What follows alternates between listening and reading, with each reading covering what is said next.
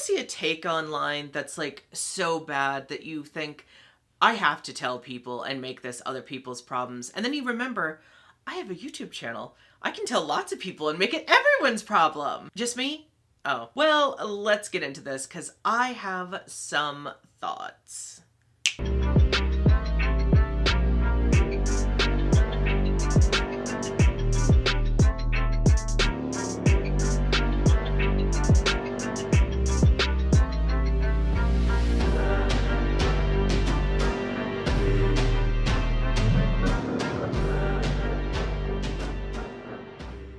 Hello, sinners, and hail Sappho. It's your hostess with the mostest, Narcissa Deville, and I have some thoughts about some Tumblr posts that I've been seeing. Now, these are technically asks that were sent to other people. They were not sent to me.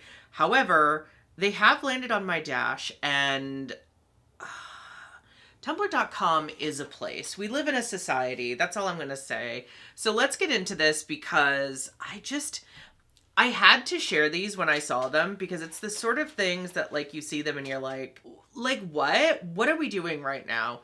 How is this a thing?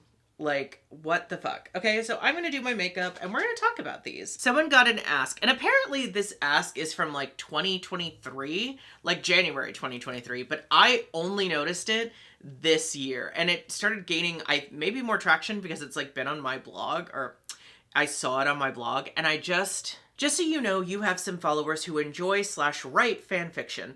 Not saying their URLs right now because I don't want to air out dirty laundry in public, but if you want them so you can block and report, just say the word and I'll DM you a list. Now, right off the bat, I'm gagged. I'm so gagged because I'm just like, oh, I forgot to put on my necklace. You guys let me be out here like looking naked. What is wrong with you? How did you not tell me about this? So right off the bat, I'm just like kind of gobsmacked, right? There's something so hilarious to send, and mind you, this is an anonymous DM or an anonymous message because of course it is. I cannot imagine what sort of like Catholic Protestant ass person would send that not on Anon. You know what I mean? Like that is such a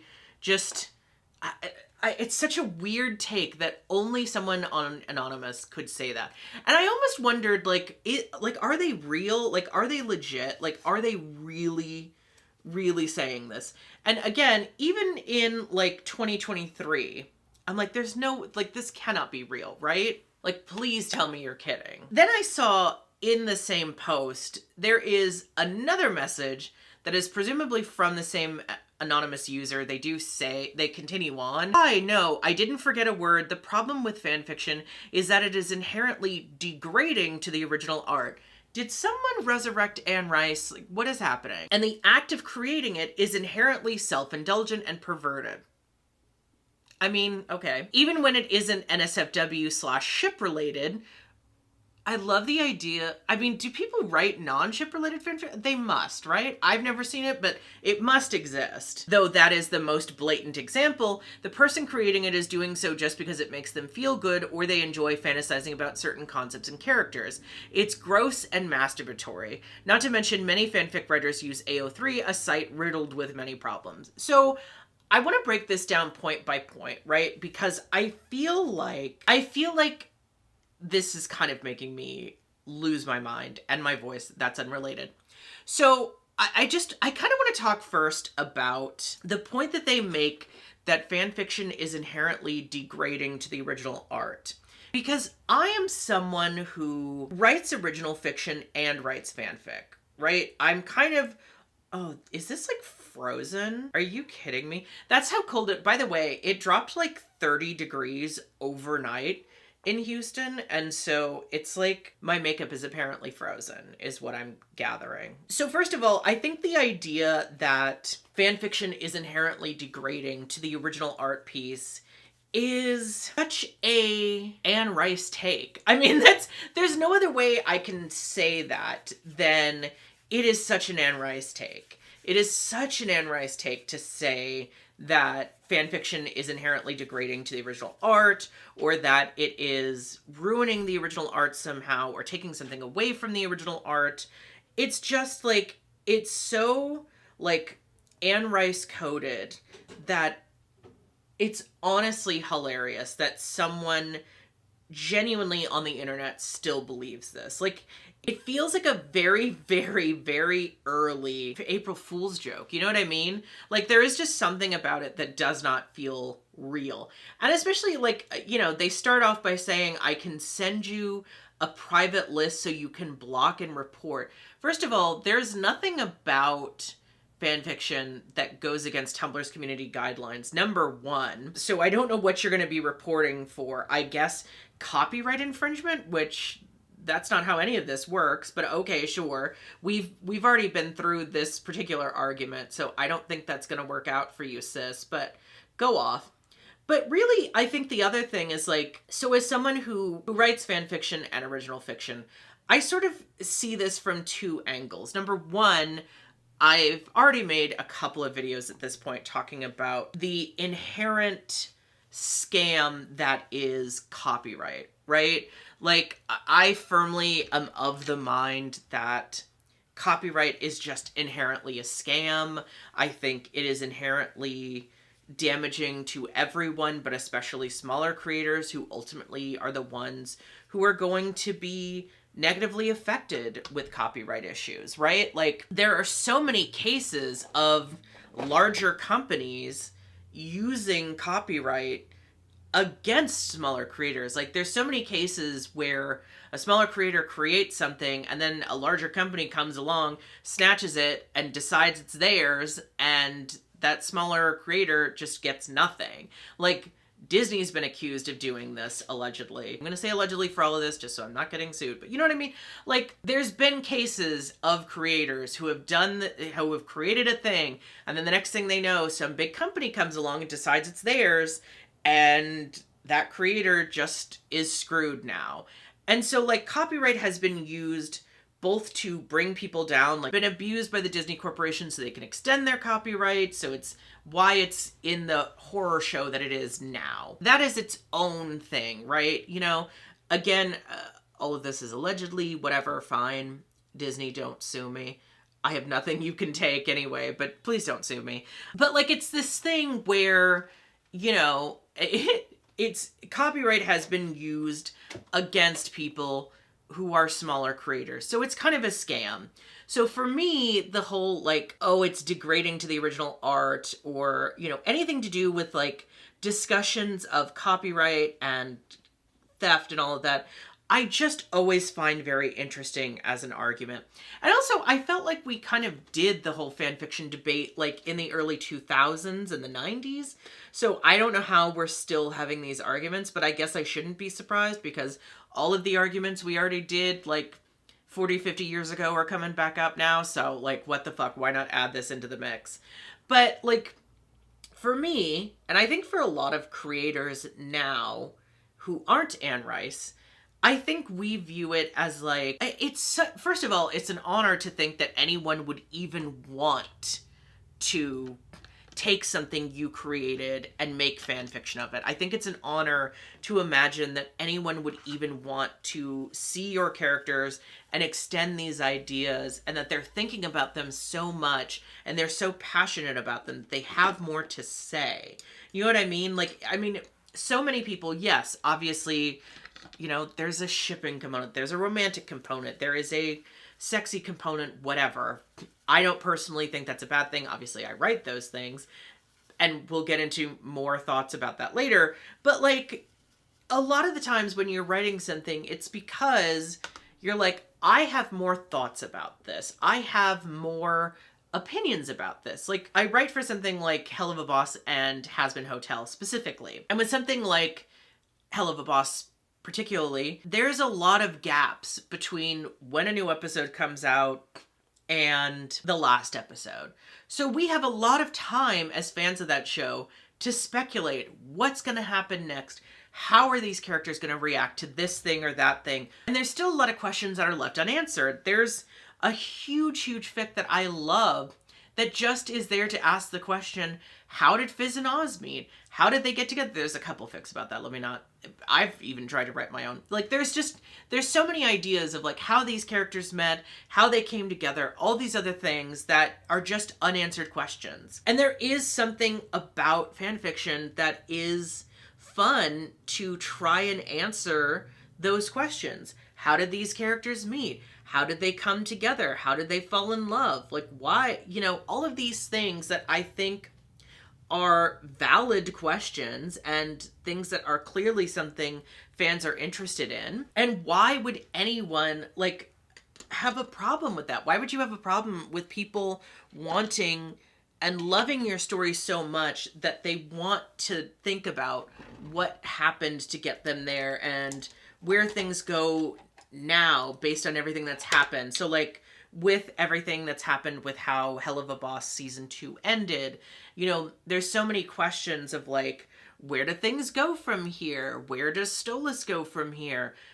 I'm so curious about what he could do, and just all of these questions that I think are left unanswered by the finale, and we've got a while before a new episode starts. So of course, people are going to want to speculate. People are going to want to ask the question, what's next? What comes next? How do these characters handle this? What do they do, etc., etc. So naturally, that's where fanfiction comes in. And as a creator myself, I just think like, how cool would that be for people to want to, to love your work so much that they want to continue this story. They want to think about what happens next. They want to know what happens next. They want to imagine different scenarios. And yeah, look, not all of it is going to be something that you as a creator would like or even necessarily approve of. But like, it's not about you. When you create something and you put it out into the world, it very much becomes of the world. It belongs to the fans. It is their thing now. They get to kind of decide how they want the story to go or what they want for themselves. Obviously, most fans are still going to love whatever you write, but a lot of fans are inevitably, going to have things that like, I love this story so much, but I want things to go this way, or I think they should go this way. Whatever, what have you, right? There's so many reasons why people write fan fiction. Sometimes it's, I didn't like the way this ended, I'm gonna fix it. Sometimes I did like the way it ended, I want to expand upon it. Sometimes it's not any of those things. Fan fiction is so deeply personal. So like, the whole thing that it's degrading to the original art, I just think is so hilarious. And again, it's just such an Anne Rice take that I would almost think that this person was either like the reincarnation of Anne Rice or like one of her children or something, because it is such a like very specific type of person. I'm sure there's other creators who also have this, but like, oh, you know what else I was thinking about? Okay, right. I was thinking about this. So Jenny Nicholson talked about this in her video about the Vampire Diaries, how even though it was like ghost written, and there was the original writer who wrote most of the books, and then they decided to go a different direction, or there was some kind of like miscommunication. So whoever like owned the publishing rights ended up getting to keep those. And so she no longer had the rights to this story that she basically created and propagated because she wrote this for a contract. She wrote it on contract for a publishing house, and therefore she no longer has rights to her own story. So she had to publish what was her original ideas for where the story was going to go as like fanfic. Like, it's this whole big thing. And I just like that whole scenario is wild to me. So this idea, like, as I was saying in the beginning, like copyright is just inherently kind of a scam. And it's been a scam. It's gotten worse. And then of course, there's copyright, but there's also trademark. And so it's like, it goes so deep, right? Copyright is not necessarily protecting an IP any more than a trademark can. And every IP that exists is pretty much trademarked anyway, which is, frankly, its own scam that requires people to be able to afford the trademark. So there's been all these situations where people can trademark shit against you. Very famously, just this past year, the woman who made the very demure, very mindful meme on TikTok, someone was sitting on that trademark as soon as it got huge. Like, someone just saw that, had extra money lying around, and was like, I'm gonna patent that and put in a trademark to that.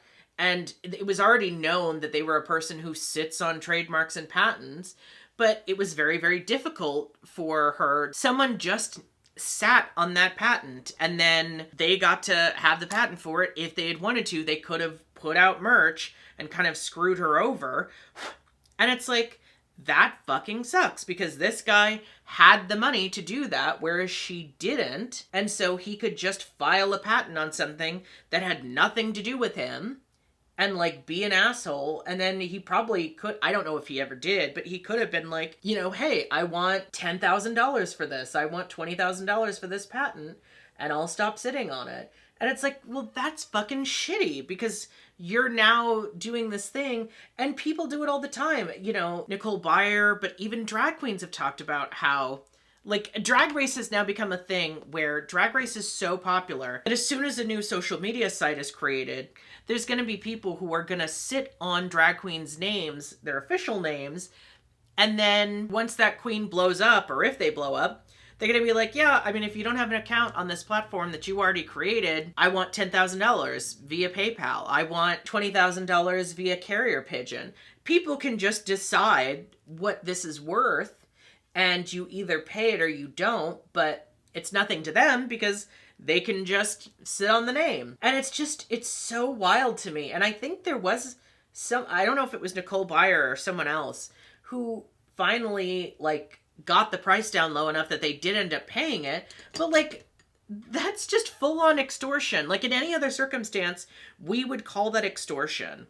But because they are a known figure, we have decided that it's perfectly acceptable that some people who just have money for a domain or have money for this or this or this can just decide to park on other people's names and park on other people's, successes and demand whatever they want for it. And that's just an acceptable practice on the internet. Like, that's so tacky and gross.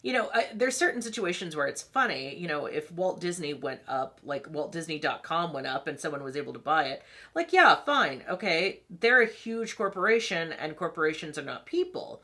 But when it's an individual person, I kind of have a problem with that. I think that's really shitty, especially if it's a drag race star. I mean, if it's a new drag race star who didn't even think about that, who didn't have the money for that just yesterday, and you're sitting on their name, like, that's just so shitty to me. That's so disgusting to me, actually. So, like, when we have these conversations, and when I say, like, copyright is a scam, and to be honest with you, trademarks are a scam too, like, that's what I'm talking about. There's so many situations where people can just do whatever the fuck they want because they have money to do it.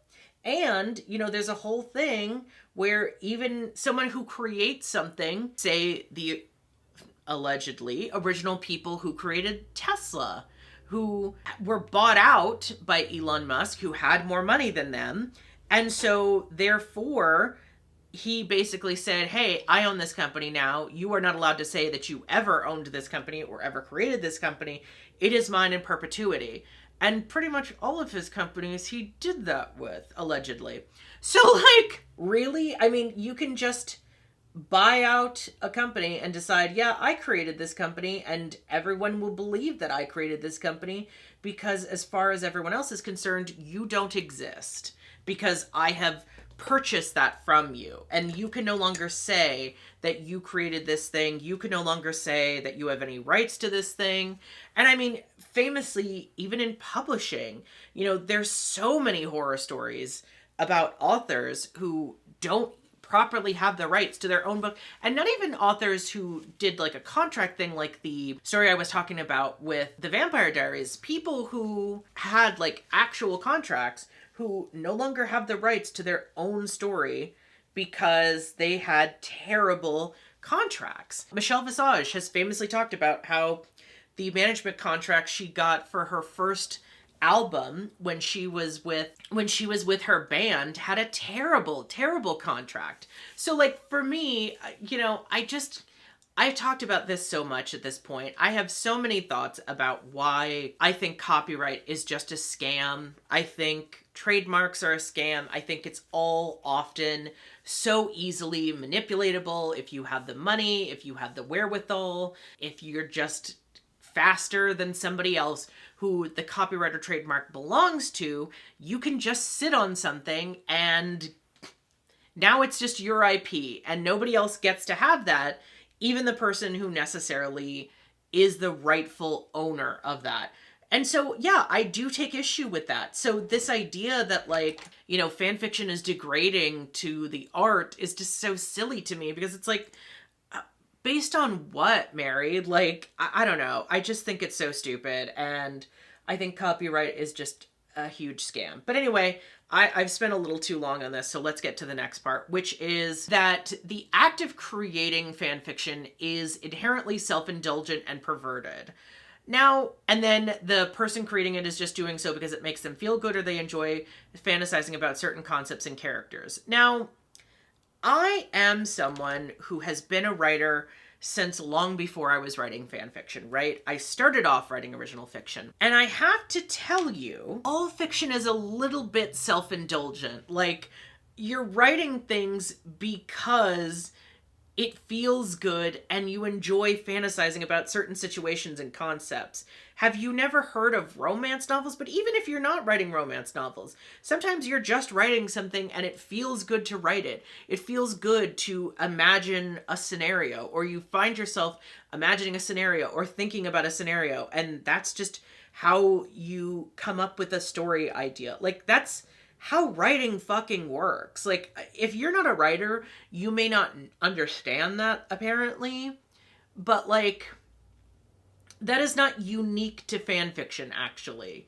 If you are any kind of writer, you're writing because you enjoy it. You're writing because you have something to say, and fan fiction can still be something you have something to say. When I am writing a fic, it is because I want to tell this story. I have thoughts, I have, you know, opinions, I have something. I am Jasmine Masters and I have something to say. Like, you know, like, no one's writing fan fiction just because, I don't know, like, they have something that they felt compelled to write this story. You know what I mean? They wanted to see it out there. No one else was going to do it, maybe, or they just wanted their own take on it. You know what I mean? Like, so this idea that fan fiction is just inherently self-indulgent in a way that original fiction isn't, I think, is just so laughable. And again, as someone who has written both for years at this point, and I've written original fiction quite a bit longer than I've written fan fiction, I think I have a unique insight on this conversation, right? I have a very unique point of view here because I have been writing original fiction before I was writing fan fiction. I've been writing it, you know, since I was 12 years old, and seriously writing it and writing a lot of it. I had probably written over 1 million words by the time I was like 18. So like, I took this very, very seriously. I very much dedicated my time to this. This was something I've always loved and always wanted to do. So like, fan fiction was not even something I did until I was in my late 20s. So believe me when I say I am already well aware of how writing works and what makes you write something and what makes you want to write a story. And sometimes a book is as simple as like, hey, I want to write this story. I want to write this book where XYZ happens. I'm thinking about this thing. I'm thinking about this scenario, whatever it is. All writing exists because somebody thought about something or fantasized about something or thought about their own original characters and fantasized about them going on adventures together. Like, that's just what writing is. Writing, I think, a lot of times is and should be inherently self-indulgent. That's what's fun about it. So like, this idea that that's somehow unique to fan fiction is just so laughable to me. And like the idea that there's something wrong with writing something because it makes you feel good, or that you enjoy fantasizing about concepts and characters. I just like, I don't think this person has ever been a writer. I really don't, because I cannot fathom why else you would write. Like, to me, writing feels good. I enjoy writing. I love writing. It is something that I both need to do and have such a great passion for. I've loved it since I don't think I could do it as long as I have if I didn't love it. You know what I mean? Like, I thought about this recently, and I realized something recently. You know, I sometimes get down on myself for the fact that my YouTube career, but also my writing career, is not where I'd like it to be. I sometimes get down on myself for the fact that I feel like I should be more successful with how much work I put in it, and I feel like I deserve success, yada, yada, yada. But I realized why I've done this for as long as I have. And it's that I love doing this. I have to do this, but I also love doing it. I don't think anyone could write for 20 years for free if they didn't a little bit love it. You know what I mean? I don't think anyone could do YouTube for 8 years for free if they didn't a little bit love doing it, right? You know, I think at some point you have to realize that, like, you've been doing this as long as you have because you enjoy it. And that's the fun of it. Yeah, I'd love for people to, you know, for more people to see them and interact with them, fine, whatever. But like, at the end of the day, I do this and I continue to do this despite not being paid for it because I love it. Because I have something to say, because there are times like this where I see something and I sit down and I just think, I have to make this everyone else's problem. I have to talk about this thing. I have to get it out of my mind, as it were. And so I'm gonna make a video about this. I mean, that's really what it is. You're sitting there and you're thinking, you see something, you think, I have to get this out of my mind, because otherwise it's gonna drive me crazy. So it's like you're passing on, really writing and making YouTube videos is passing on the demonic videotape, is what it is.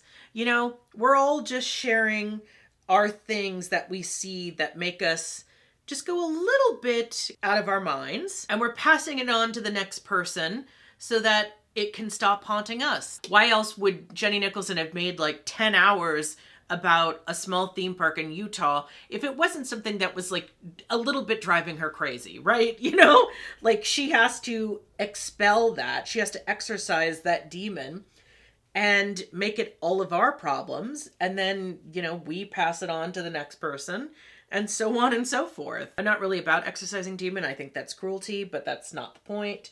You know, it's just like, I don't know. I think about it and like, I just feel like everything I do because I love it. I could not have stayed in writing as long as I have for no money if I didn't love it. You know what I mean? If I did not fundamentally, on some level, love it to the point that it is like a necessity for me, that I need to do this. I need to write. I need to create. I need to share these stories. If it was not for the love of it, if it was not just for the deep, like, unceasing passion to share stories and do all of these things, like, I could not do that if I didn't have a love for it. You know what I mean? I just couldn't do it. I don't think there is any possible world in which I could continue to do this for as long as I have if that wasn't the case. And I always forget to do my nose contour. And I think that's true for a lot of people, or maybe a lot more than even realize it. The amount of work that goes into what I do, the amount of work that goes into making videos and making books and all of that shit, you know, nobody would do that if they didn't love it. That's why I don't necessarily believe, I'm sorry to say, that people who let AI write a book for them, I don't believe that they really love it. They don't, that's not art to me, because you're not doing it because you have something to say. You're not doing it because you are possessed by some ancient spirit that commands you to tell stories. You are just doing it because you believe there's some kind of clout associated with writing and being a writer, and you believe that it's some kind of club that you haven't been invited into to create something like art, like photos, like, you know, whatever it is. And because you're not willing to take the time to learn the thing, and you've just decided that it's just this thing that you have to be invited to or be born into or whatever, you now have made it your mission to create art that you didn't actually create. You didn't write those things. Just because you made up a prompt is not the same as writing it. You know, like, there's been story generators for years that have existed, that beyond AI, people have written thousands of ideas in story generators and, you know, created all these things to share stories. You are not new and original because you typed a prompt into a computer and it spat something out at you. That is something that has existed for pretty much, I would say, since the internet began, or at least since it became like kind of big in the 2000s. Like, that's just always been a thing. Or there's D&D or anything else. So, like, you're not special for typing a prompt in. I'm so sorry. That's not art to me. That is never going to be art to me, because you're not writing because you have this deep need that cannot be sated any other way. You're not creating something because you like have something to say or have something that you want to say. You're doing this because you believe that there is some inherent clout or club that you were not invited to because you're not gifted that way and you're not willing to take the time to learn. You know, I was not born able to write. And that's a thing I've had to kind of make peace with, because I didn't like my writing for a long, long time as a young person. I did not think I was very talented as a young person. I did not appreciate what I was able to do as a young person. It was not until I was much older and I had already spent years and years and years writing and learning and growing my craft that I am now able to see my work and say, yeah, actually, I'm really fucking good at this. I'm really fucking good at this. And the only reason I can do that is because I put in the fucking effort. I put in the time. Mary, you gotta put in the time. If you want to be a writer or whatever, you have to put in the time. And creating some prompt is not putting in the time. You know, typing into ChatGPT, write me a story about, is not putting in the time and effort. I'm so sorry. It's not a thing.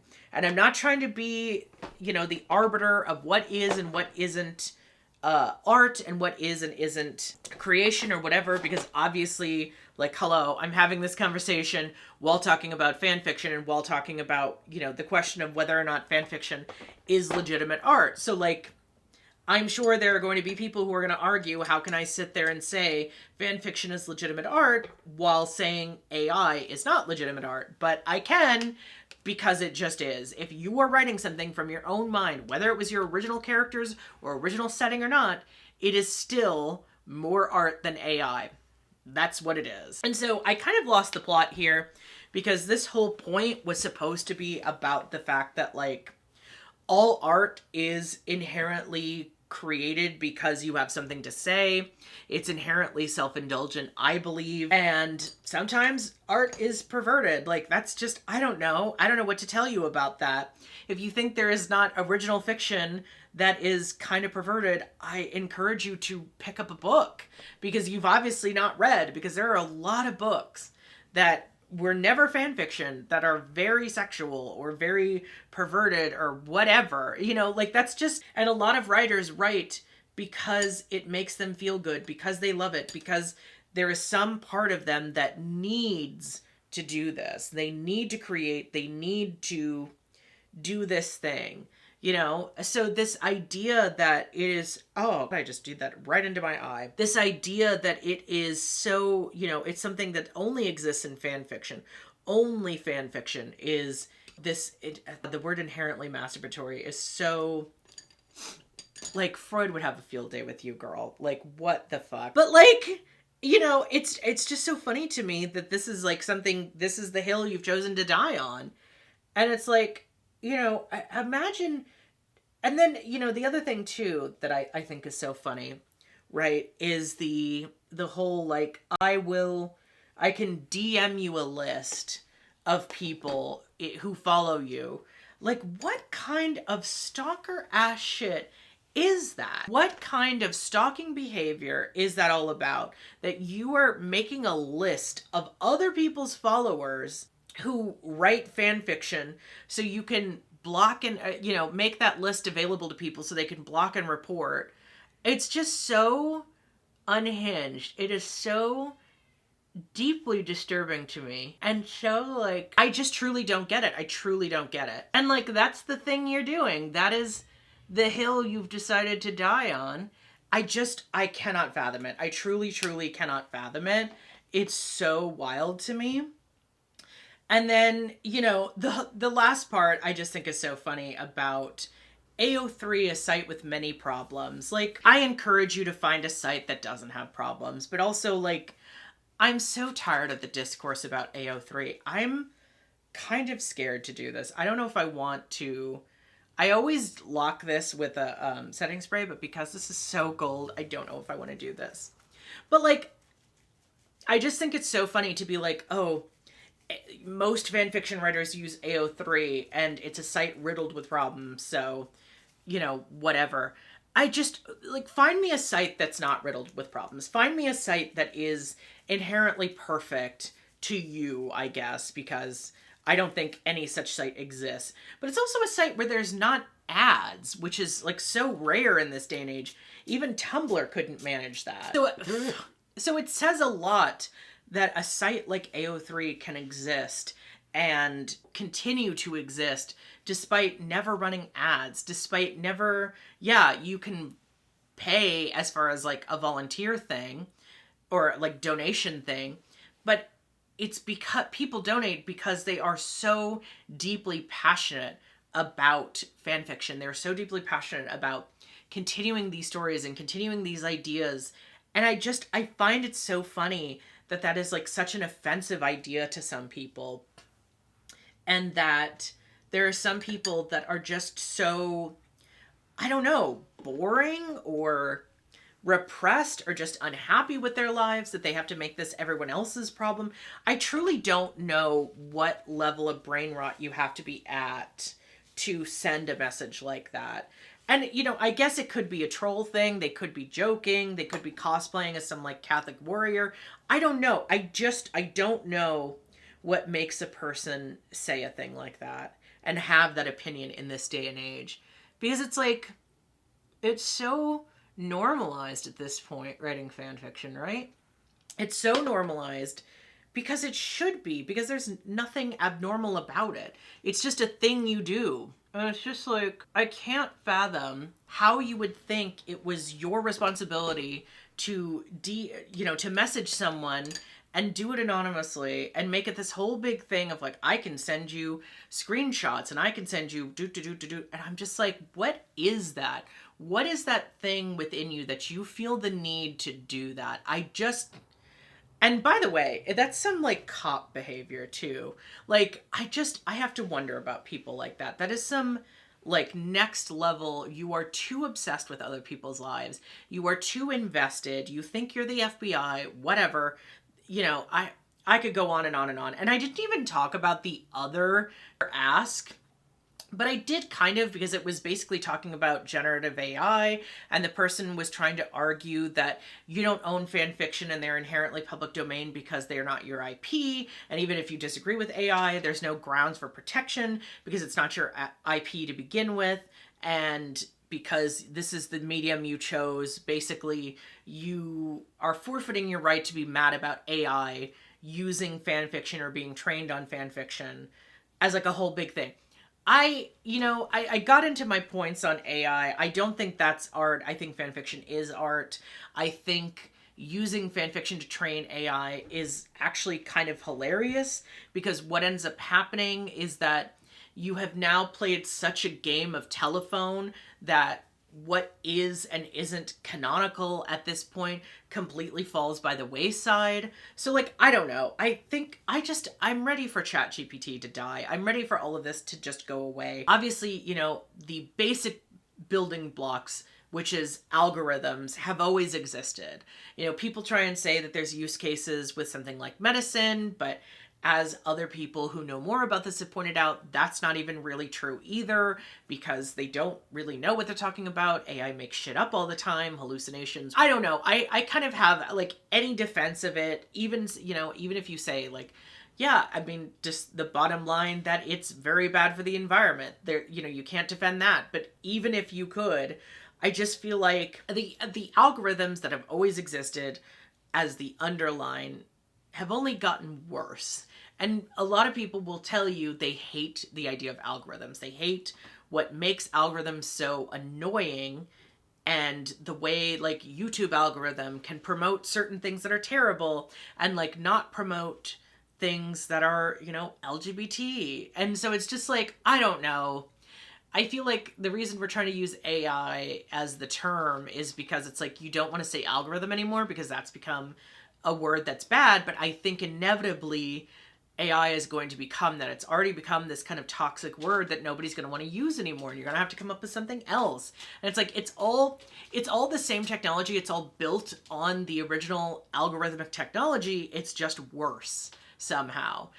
And you know, I'm not going to go down that rabbit hole. That's its own thing. That is its own video, frankly, or 10 videos.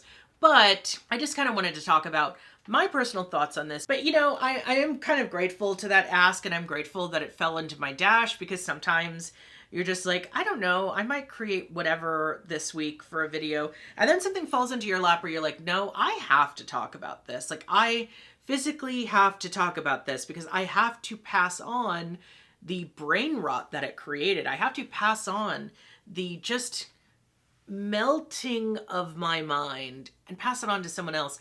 And now it's your problem, so you get to enjoy it. Here you go. Boop. It's yours now. Sorry, no take backsies.